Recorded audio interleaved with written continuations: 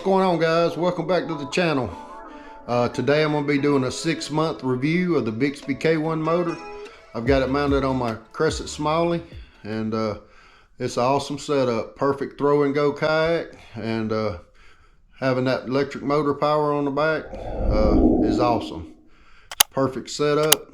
It's lightweight, easy to get in them hard to reach places, and I really love it. I've caught a ton of bass out of this setup right here, and it's probably one of my favorite kayaks right now. I've been using it a ton and catching, like I said, a ton of fish. But today I'm going to give you the 6-month review of the Bixpy K-1. So let's get into it.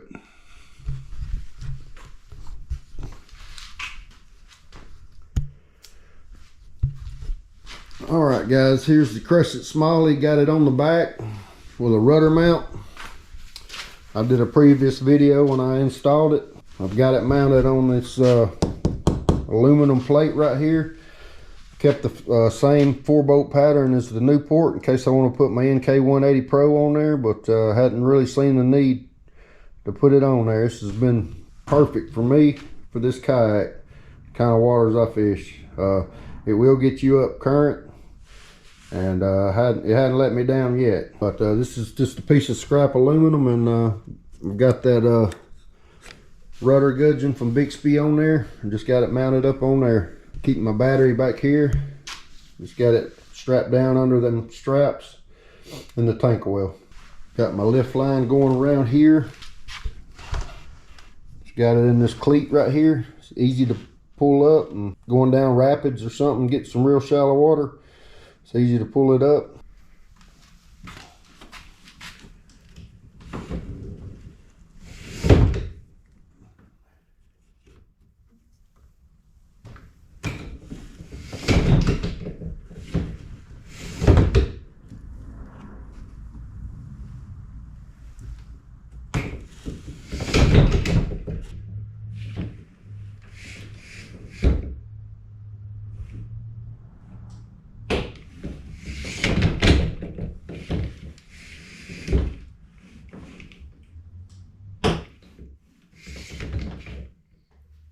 I've got the Source Crate foot steering, guys, and smooth as butter.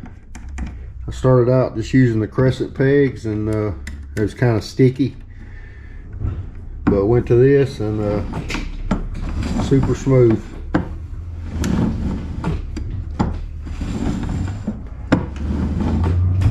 You will have to clean it out every now and then if it gets dirt and grit in there, but this thing is buttery smooth.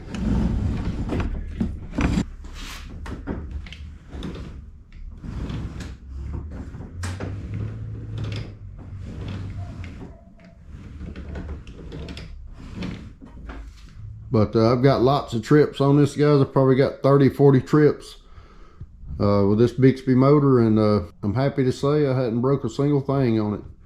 Only thing I've done is replace the battery in the remote. I usually, if you watch my videos, I'll keep the remote on my wrist right here. It's got a wrist strap, and I just keep it on the bottom side of my wrist and to control it.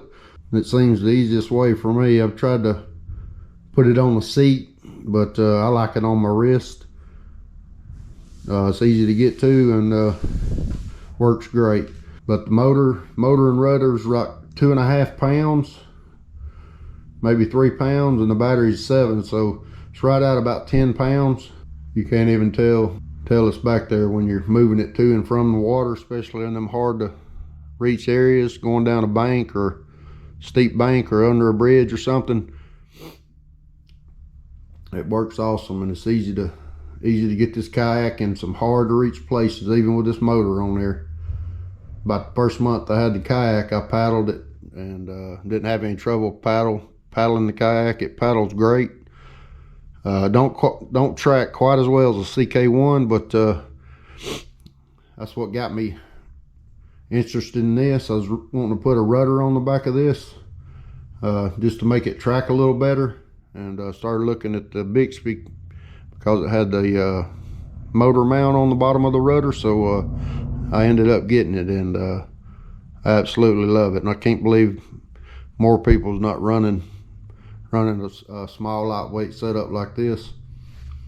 It's really awesome. But like I said, I put it through the paces and bounced it off rocks and drug it on the bank, hit stumps with it, and I hadn't broke it yet. But it's been dependable, and hadn't broke anything on it, and it's worked flawlessly for me. But I think this setup right here is probably the best throw and go setup I've seen. Most definitely the best one I've used. Being able to cover water with that motor and still keeping it lightweight, around 75 pounds.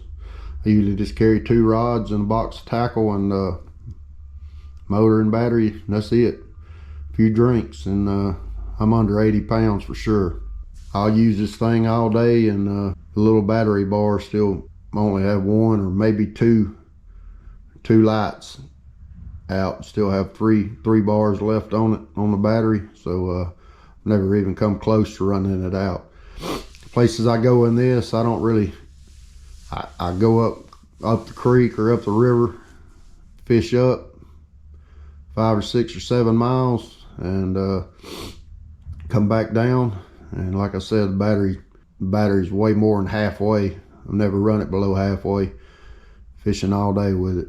I thought about getting the pole mount on the back, but this seemed to be a little simpler and a little less weight. Plus that rudder helps a lot when you're going floating down current. Easy to keep control of the boat with a rudder. If you don't have the motor on or not, you can still control the boat with that rudder, and works awesome.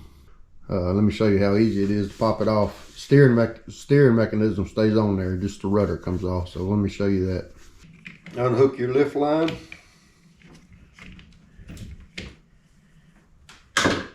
Pull 1 pin.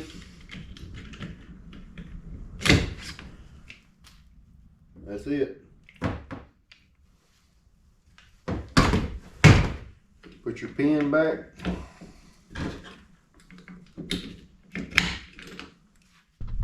And that's all there is to it. That stays on there. I'll lock my pegs down. That just stays on there like that with a lift line. And here's your motor and battery. Just take it out. Simple as that. Takes you about 20 seconds. Pop it on and off. Alright guys, that's the 6-month review of the Bixpy K-1 motor on my Crescent Smallie. Would I recommend this product for you? Absolutely. Something happens to this one, I'm probably gonna get another one. I use it that much, and lightweight is the key for me on these throw and go boats. So this is the ultimate lightweight motor. Way lighter than my MK180 Pro, and battery probably 20 pounds lighter than the battery in the NK180 Pro. So like I said, it works flawlessly. Hadn't had any trouble out of it, so I would highly recommend it. You may have to fabricate your own rudder mount. Just depends on what kayak you have. That Bixpy gudgeon, if you can mount it to the back of your kayak, you probably won't need to fabricate anything. But I wanted mine so I could swap it out to the NK180 Pro if I need to. So that's why I made the one out of the aluminum plate. But anyway guys, that's gonna do it. I appreciate y'all watching. I hope this helps you out, and we'll catch you next time.